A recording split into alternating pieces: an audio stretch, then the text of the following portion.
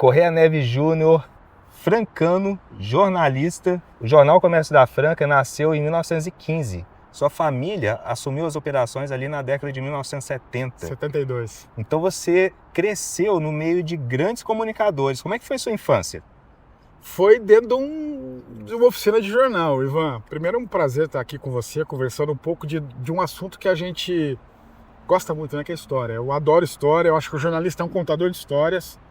E eu acho que todo jornalista tem por obrigação gostar de história, saber de onde a gente veio, como é que a gente veio parar aqui. E eu cresci dentro de um ambiente de jornal, de gente que contava histórias e muito curioso. Saber de onde a gente veio, como é que a coisa, por que determinada coisa é assim, como é que a gente veio parar aqui. E é esse o ambiente que eu fui forjado ali dentro de uma redação de jornal. O Comércio da Franca, nessa época, ele ficava onde? Porque eu conheci o comércio quando ele estava ali na Ouvidor Freire, e aí depois foi lá para Santa Cruz. Nessa época que eu estava nascendo, meu pai tinha acabado de assumir o jornal, em 72, eu nasci em 74. Somos ambos aquarianos, descobri hoje, né? Então, visionários, 4 de fevereiro, 6 de fevereiro. 10 anos de diferença aí. Sim. E o jornal estava ali do lado de onde é o Gasparini hoje, onde é uma farmácia. Funcionava ali. E aí logo depois mudaria para o Ouvidor Freire, onde a gente ficou até ir para Elisa Verzola Gozonha. Que interessante. O que mais me chamou a atenção quando eu iniciei esse trabalho de pesquisas, é que cada página de jornal, quando eu vim aqui até o museu, ele se torna um documento oficial da história. E é interessantíssimo. Eu entrevistei esses dias a vice-diretora da Faculdade de Direito, a doutora Lislene Ailon, e ela lá onde é a Casa GCN hoje, ela viu todo o acervo do jornal, e eles estão fazendo uma pesquisa para os 70 anos da faculdade, que comemora daqui a 2 anos. Ela ficou encantada e falou, cara, mas você tem tudo. Eu falei, tem, desde 1915 até quando a gente parou de circular no impresso, a gente tem todos esses... Você tem todo o acervo. Todo o acervo, mais de 100 anos de história documentado ali. Gente, isso é fantástico, é de arrepiar. Inclusive, a primeira coisa que eu fiz quando eu tive contato com o acervo aqui do museu foi pegar o jornal do meu ano de nascimento, do meu dia de nascimento, para ver o que aconteceu por ali. É muito bacana isso. E eu não sei se vocês tinham já essa consciência, porque era um dos únicos formatos de comunicação. Tinha a TV, a rádio, o jornal, mas esse caráter documental que você falou, né? O impresso manteve isso durante tempo. Hoje em dia está tudo online, você tem registro em tempo real de tudo, mas durante boa parte da história não, porque o rádio se perdia, a televisão também, ninguém ficava gravando ali todo o tempo, e que você tinha o documento que perenizava os acontecimentos, o registro estava nas páginas do jornal, né, dos jornais. E essa credibilidade que vocês conseguem, inclusive, carregar por conta dessa história. Sim, não tem dúvida, o que a gente fala hoje do Comércio da Franca, para os mais novos, é o GCN, o Grupo Correia Neves, que hoje é a união ali do jornal e da rádio, correto? Sim. E aí, você tem essa comunicação forte como documento. Hoje a rádio ela também exerce muito bem esse papel desse jornalismo mais sério. E eu queria que você me falasse um pouquinho como é que foi até esse processo de transição do papel pro... Eu acho que uma das coisas de quem não estuda história está fadado a repetir os seus erros. Sim. Né? Eu acho que uma das coisas que você tem que perceber é que tudo tem ciclo. Eu acho que o ciclo do jornal impresso foi um ciclo longo. Né? Assim, se você imaginar o jornal como nós entendemos, como nós conhecemos, se bem que eu vi uma pesquisa recente, 40% dos brasileiros hoje nunca leram um jornal na vida. São a geração Z, por exemplo, que nasceu pós problema dos impressos, e eles nunca leram, por exemplo, um jornal impresso. Mas é um modelo que funcionou muito bem durante séculos. Mas tem um momento que ele perde razão de ser para sua função primordial, porque você pode ligar o seu celular, conectar, ir para o banheiro, tá lá a informação em tempo real, qualquer hora que você quiser, assistir o jogo do jeito que você quiser. E aí você tem que entender, e aí talvez no Brasil eu tenha sido um dos que entendeu primeiro, de que esse ciclo estava no fim. E que era importante registrar, ter muito orgulho da história construída, mas dar os passos seguintes. Porque o que eu acho assim, a gente não é fazedor de página, a gente é comunicador. Né? Um jornalista é alguém que comunica. A plataforma, vai mudar. Né? Hoje é assim, amanhã vai ser diferente. A gente tem que estar sempre tentando antecipar esses pontos. Eu acho que a gente conseguiu ali fazer uma transição, não sem sequelas, mas dado que a gente vê no panorama do Brasil e do mundo, foi a melhor transição possível. A gente sai de um impresso muito relevante. Eu tenho coragem, eu posso falar coragem de de ter interrompido o impresso quando ele não estava decadente. Né? A gente vê muitos jornais hoje em dia capengando, né? E numa situação horrorosa. Então quando você tem um passado para te honrar e dá o passo para o futuro que você vai construir. Mesmo porque é uma empresa. Claro, tem que funcionar. Legal. Já teve alguma matéria que você ficou receoso de publicar? Todo dia. Toda hora. Porque é o seguinte, eu falo muito para os meus editores, falava na época do Comércio da Franca e insisto hoje, não tem como desdizer uma coisa que você disse. Né? O impacto do que você vai publicar, e aí seja publicar antigamente no impresso, hoje em dia postar, na hora que você dá o botão ali, publica. No caso do GCN, nós vamos impactar 4 milhões de pessoas por mês. Né? A gente é uma das maiores audiências do Brasil hoje.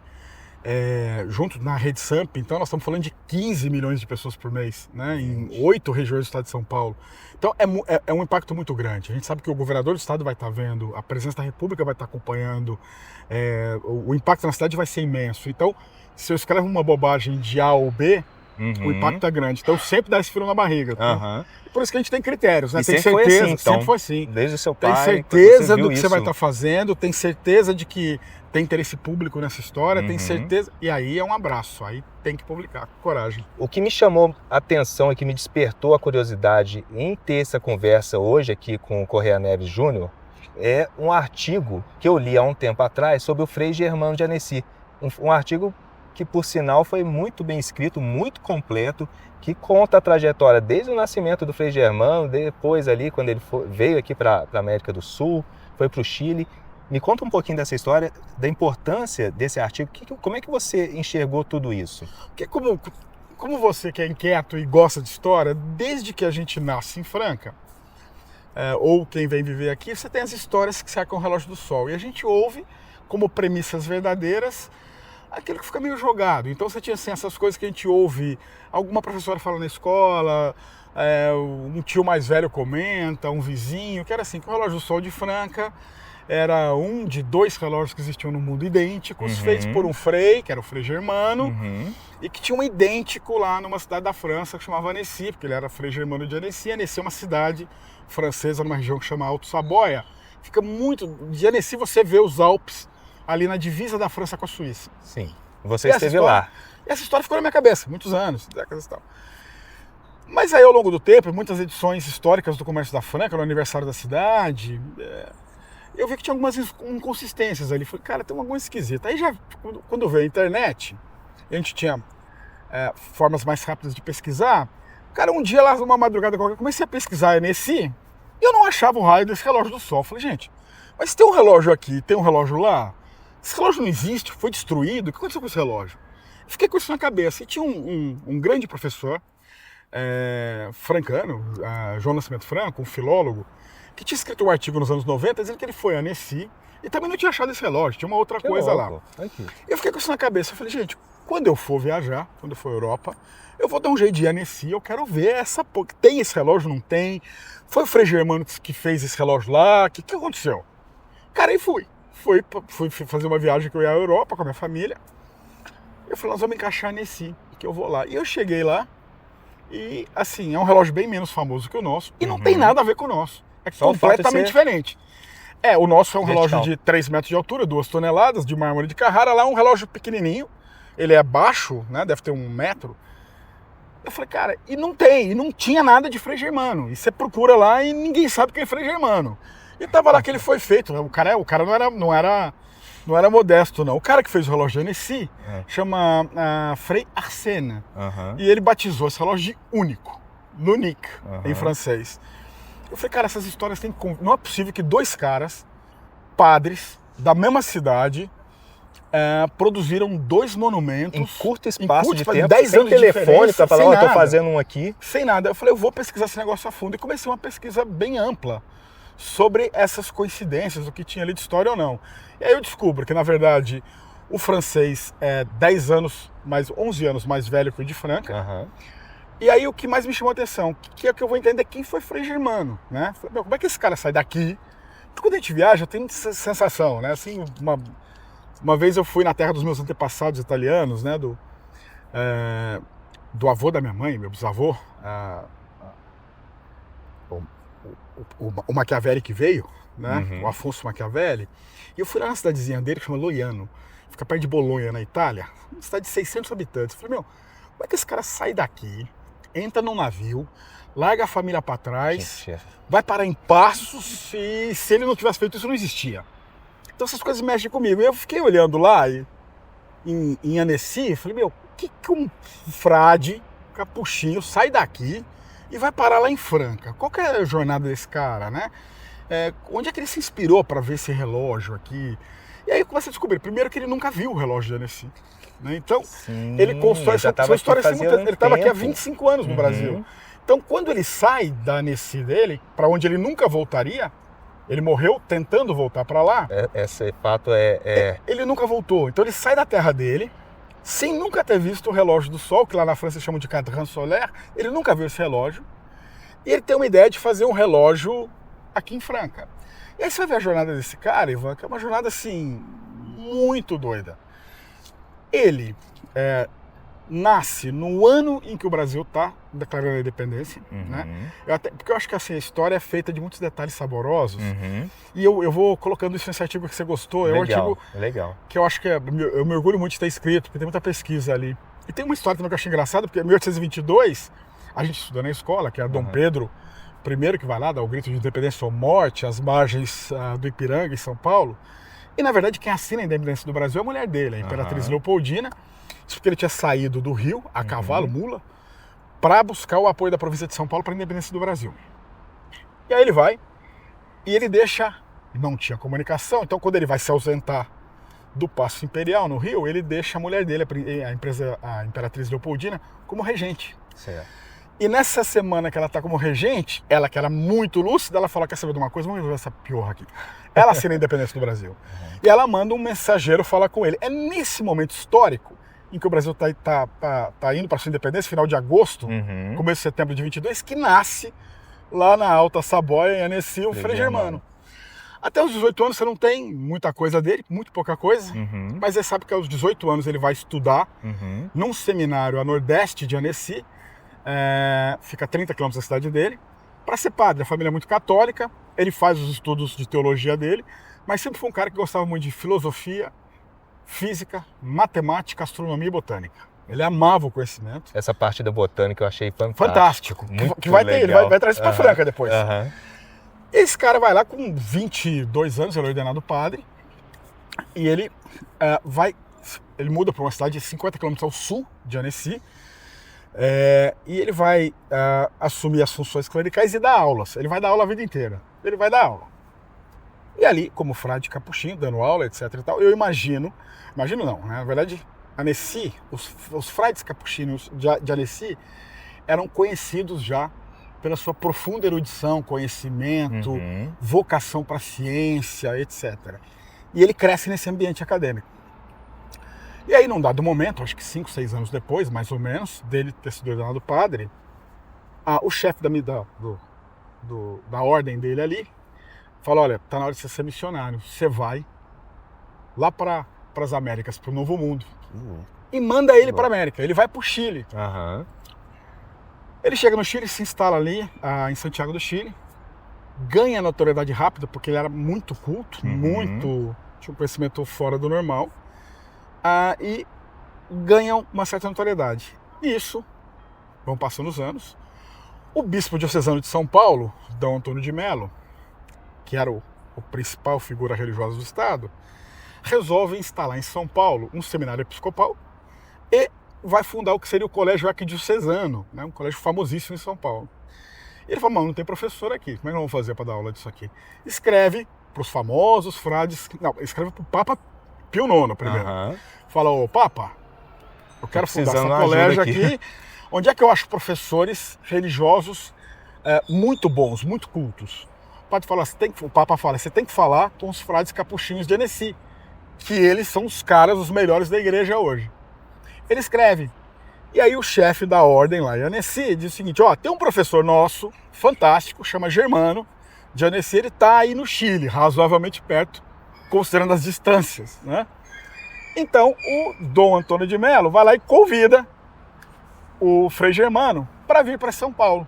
Aí ele se muda para São Paulo, onde ele vai ser professor de física e matemática no recém-fundado Seminário Episcopal Colégio Arquidiocesano. Quando ele chega em São Paulo, ele provoca um certo choque, então, na capital da província de São Paulo, ainda, né, nós estamos no Império, porque ele era muito culto. Ele começa a escrever no jornal, então, A Província de São Paulo, sim, que é o Estadão, sim. E ele começa a fazer uma coisa assim, absolutamente fantástica. Eu tô falando aqui com o Ivan, e para vocês estão vendo.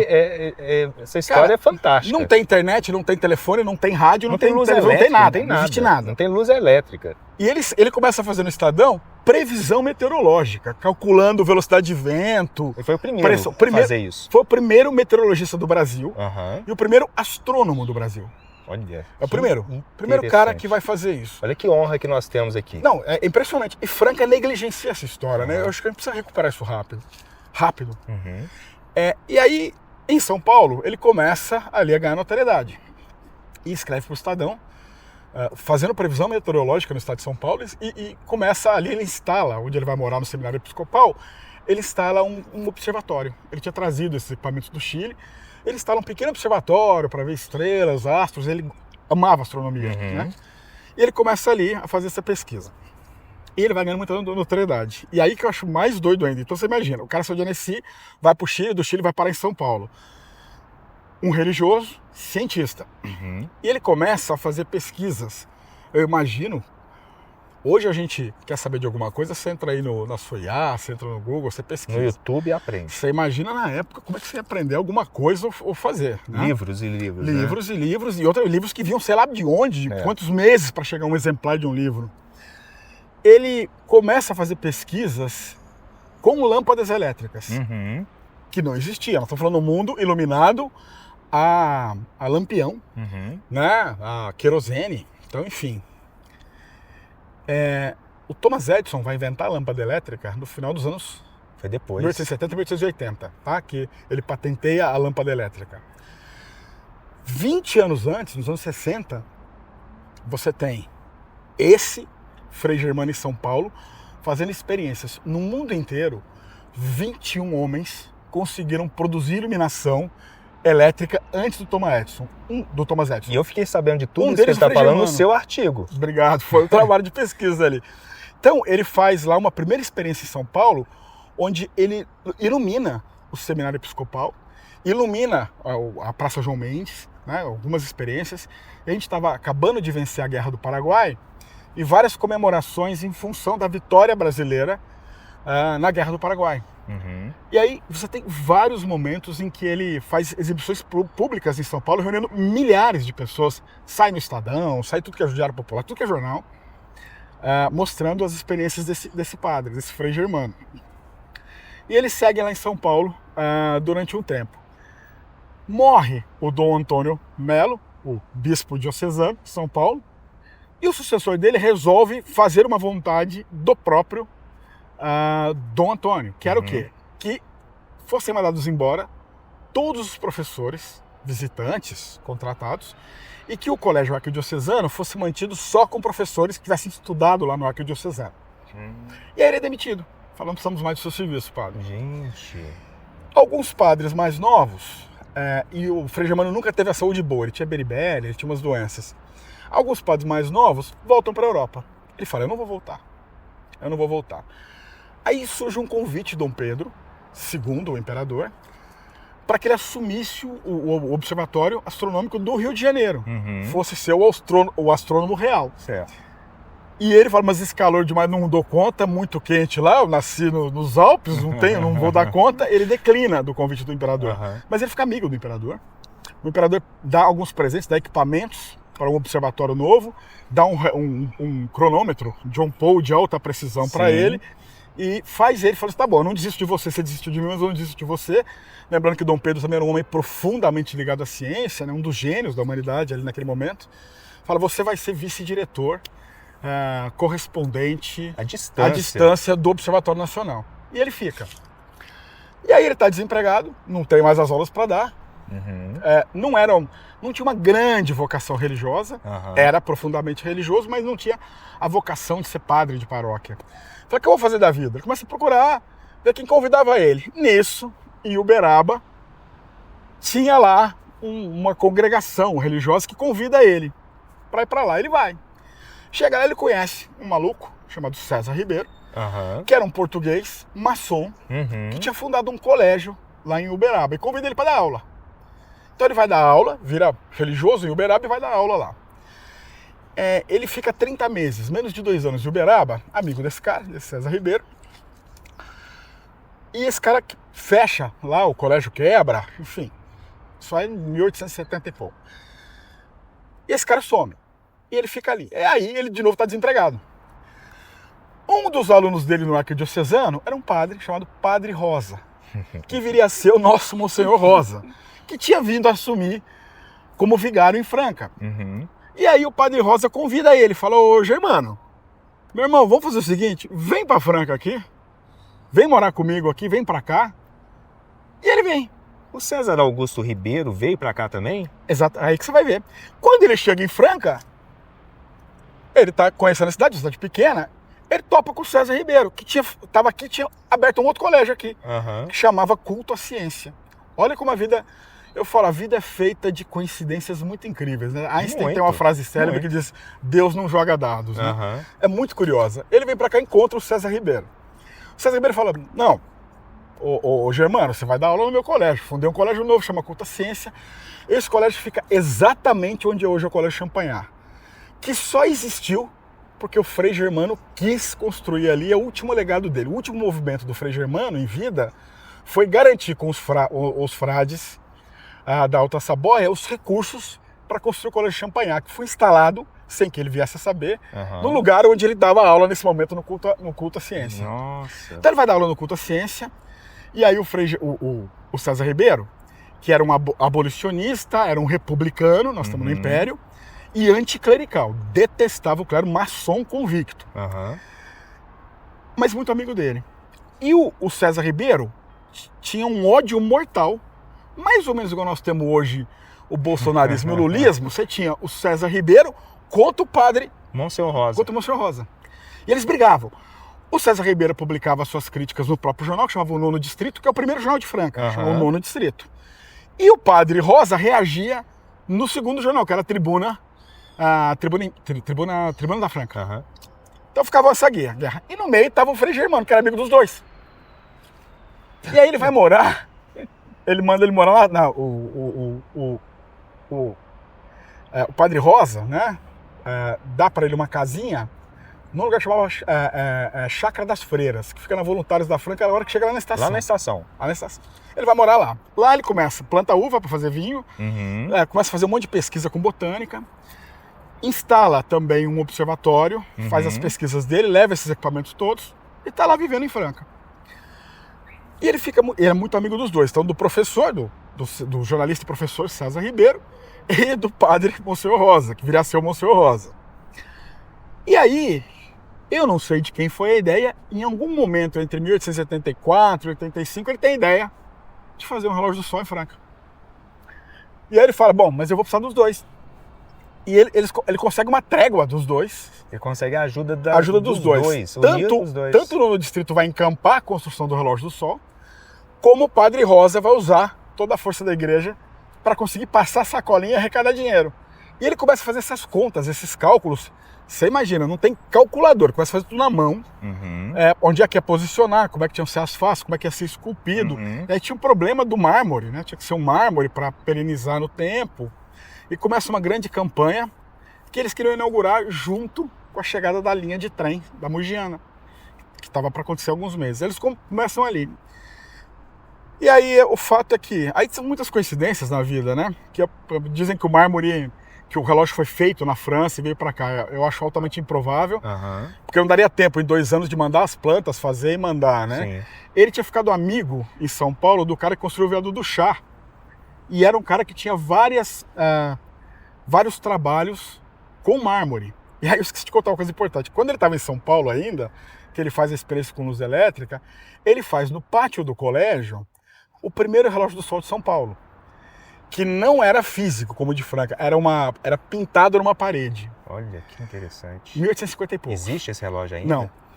Mas aí que tá, entre 1850 e alguma coisa, e 1912, A hora oficial de São Paulo era dada pelo Relógio do Sol, construído por Frei Germano, que ficou durante 70 anos construindo isso. Então ele vai ficar lá. E aí, por conta dessas conexões, e depois ele faz um segundo relógio, que é esse, o criador do viaduto do chá ali, que explorou o viaduto durante muitas décadas, é que faz para ele em mármore. Esse segundo relógio. Ele fez um lá. Mas não é parecido com o de Franca, é mais parecido com esse original de Annecy. Mais simples. E aqui em Franca ele já está com 65, 64, 63, 64 anos, muito conhecimento acumulado, ele faz a pesquisa para esse belíssimo relógio, que é o nosso, e começa a fazer. E eles conseguem arrecadar o dinheiro.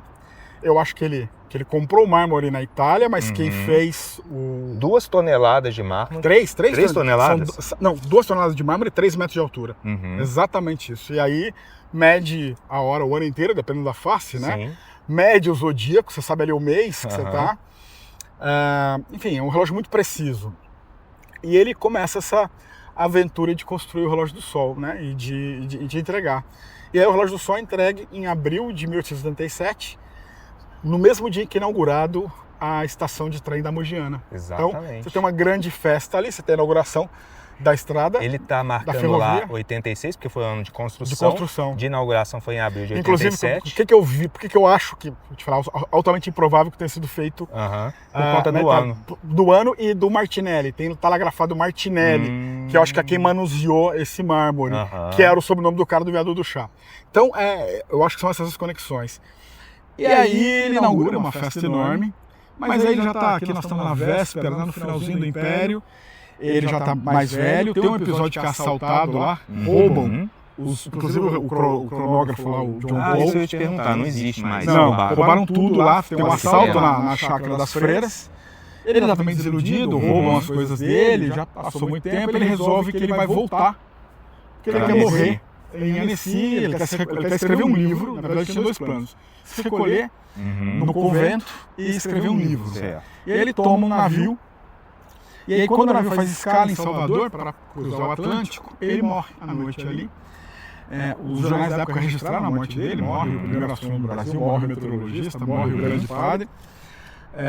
Só que registraram que ele foi lançado ao mar. E aí o professor João Nascimento Franco foi até Salvador e viu que não, que ele foi sepultado em Salvador. Está sepultado em Salvador. Ele foi sepultado lá em Salvador. Mentira, essa informação é nova. Porque a informação que eu tinha era essa de ter sido lançado. Não, ele não foi lançado. Os jornais registraram como se ele tivesse sido lançado, um erro de comunicação na época, mas não, ele foi sepultado em Salvador, nunca voltou para a terra natal, morreu a caminho, né, daqui e de lá, e deixa esse legado impressionante em todas as áreas. A história no Brasil. E aí que tá, nesse finalzinho de vida dele aqui, foram esses 10 anos que ele passa aqui, no final, ele consegue, como as freiras ligadas à ordem deles, os capuchinhos, lá na Alta Saboia, ele consegue os recursos pro Colégio de Lourdes. Nossa. Onde está hoje um prédio da Unesp. Foi inaugurado em 88. Exatamente. Isso antes dele ir embora. Então ele vem à inauguração do Colégio de Lourdes. Né? Muito legal. Ele vem à inauguração do Colégio de Lourdes. E aí ele quer encaminhar que era para as meninas, né? E ele quer deixar para os meninos. E aí ele faz essa gestão junto aos frades, falando muito bem de Franca, do que estava aqui, do desenvolvimento, etc. Tem várias cartas que ele manda para a ordem. E aí, depois que ele morre, eles mandam financiamento para construir o Colégio Champagnat. Então, as 2 grandes instituições de ensino de Franca, fundamentais, o Colégio de Lourdes e o Colégio Champagnat, só existem porque esse frade passou por aqui, esse grande gênio. E mais, né, que o que eu acho muito incrível, que o Colégio Champagnat vai ser instalado exatamente no lugar onde funcionava o culto à ciência do César Ribeiro, que é onde ele trabalhou aqui. Hoje foi uma aula de história, isso é resultado de um trabalho, muita pesquisa aqui, de um bom jornalista. Olha que incrível. É uma história incrível. Para mim foi uma aula aqui hoje. Não, é incrível. Eu acho assim, eu estava conversando com você, né? Como é que você enxerga, então, vou te dar um gancho, como é que você enxerga, como é que você enxerga essa preservação da nossa história, das memórias do Colégio Champagnat, de Lourdes e essa valorização do nosso patrimônio? Na verdade, eu enxergo uma ausência disso efetivo. Eu publiquei esse artigo em 2019, no governo Gilson, e tinha feito um apelo grande. Falei, olha, não é porque sou eu que escrevi, não, para o resgate histórico. Isso tem que estar, bota uns QR Code aqui para alguém consultar, distribui nas escolas, que as pessoas precisam saber dessa história, né? Vamos promover. Não foi feito. E depois você vai ver o governo Alexandre, que a gente também não conseguiu avançar. E aí eu penso em quantas histórias, não tem nada. Então você vem a pessoa aqui e fala, o que é o Centro do Sol? Ninguém sabe, aí sabe o óbvio que dá pra no mais das vezes tá errado. Ele fala, tem 2 mudando, não tem. Esse é o único. Tem isso, não tem. O cara veio assim, não. E eu acho assim que o relógio do Sol é monumental, mas a história desse homem é ainda mais. E como que esse homem veio parar em Franca e os impactos que ele teve. Você essa imagina? História ela valoriza ainda mais o produto. Tudo, exatamente, né? O que ele fez, o legado, são 10 anos, 11 anos desse homem em Franca. E em 10 anos que ele marca profundamente a cidade, que viria a ser nosso lar depois, e de tanta gente, e que a gente sabe tão pouco, né? E que a gente valoriza tão pouco. Então acho que é preciso esses resgates todos. Olha, esse cara foi genial. Por uma série de coincidências da vida, ele veio parar aqui em Franca, e aqui ele produziu muito, né? E aí tem histórias como esse jornalista doido, anticlerical, maçom, que é o César Ribeiro. Olha a contribuição que o cara deu. Sim. O Monsenhor Rosa não era só um vigário, é um cara que estava ativamente contribuindo para o desenvolvimento da cidade, né?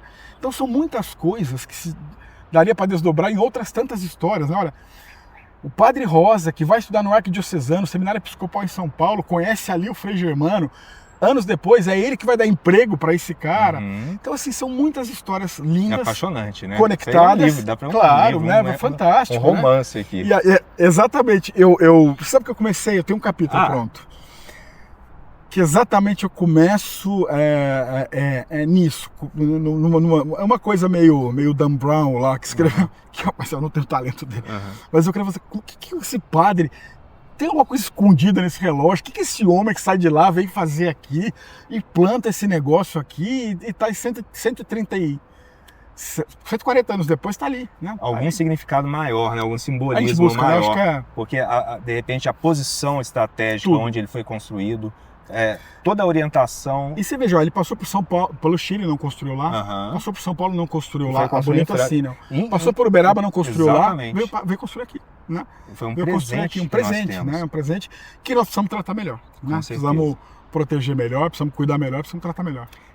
Para finalizar, eu queria de você escutar o que você enxerga de Franca, no presente, futuro e um recado. Eu acho que Franca é uma cidade... Quando a gente é mais novo, Ivan, eu acho que a gente às vezes não valoriza tanto a cidade onde a gente nasceu. A gente sempre acha o resto do mundo mais bonito, mais interessante, e é normal, são fases da vida. Mas eu acho Franca uma grande cidade. É uma grande cidade para se viver, para se morar, para estabelecer relações. Eu acho uma grande cidade, eu acho o clima muito agradável, eu acho uma cidade relativamente tranquila ainda. Eu acho que é uma cidade muito boa. E acho que ela está, nesse momento, acho que ela está num momento da história bom para Franca. Eu acho que a gente teve uma grande geração de líderes empresariais do calçado que fizeram essa história. E aí os sucessores deles não foram tão brilhantes quanto. E a gente ficou meio perdido aí uns anos, né? E agora a gente está retomando com muita gente empreendendo em e-commerce, em logística, em construção civil, em negócios. Você tem o próprio história da Luiza Helena Trajano, que eu acho outra história inacreditável, né? Do Magazine Luiza, com novos líderes políticos surgindo. Eu acho que se Franca conseguir, de novo, retomar essa história de empreendedores muito diferentes, né? Ela tem tudo para retomar um protagonismo que já teve. Né? Eu acho que isso é um caminho que a gente tem que percorrer e a gente não se conformar em ser coadjuvante. A gente tem que ser protagonista. Esse é o nosso destino. Muito legal. Obrigado, Ivan. Nós estamos gravando essa entrevista diretamente aqui do Museu Histórico Municipal José Chiachiri, que é um guardião da nossa memória, junto com o Arquivo Histórico Municipal Hipólito Pinheiro. E é um prazer muito grande estar aqui hoje com você, Júnior. O prazer foi meu. Inclusive, eu acho que isso aqui depois poderia render uma segunda conversa. A hora que você quiser, vai ser um prazer. Cara, parabéns pelo seu trabalho. Falei para você antes. Eu acho que tem... Toda vez que a gente vê um trabalho bem feito, cara, a gente tem que falar... Primeiro, eu lamento que não tenha sido eu a fazer. Eu falei, puta, que merda, por que você tem feito isso aqui, né? Mas não, talvez... Cara, certamente eu não faria tão bem quanto você. Eu acho que você trouxe um olhar não acadêmico, o que não quer dizer não profundo, é muito profundo. O jeito que você conta as histórias, os seus vídeos, as coisas, eu acho muito bacana. A primeira vez que eu falei, quem que é esse maluco, né? Você falou que esse maluco é bom, cara. Você falou, pô, é o Ivan. Então, assim, eu acho que É isso. Cara, isso é a cara da Franca que eu gostaria de ver. Produzindo, fazendo coisas, contando histórias, cada um no seu talento, né? E o seu trabalho que você faz é muito importante para nós. Obrigado. Eu que agradeço. Que legal. Prazer ouvir isso, viu? Muito bom.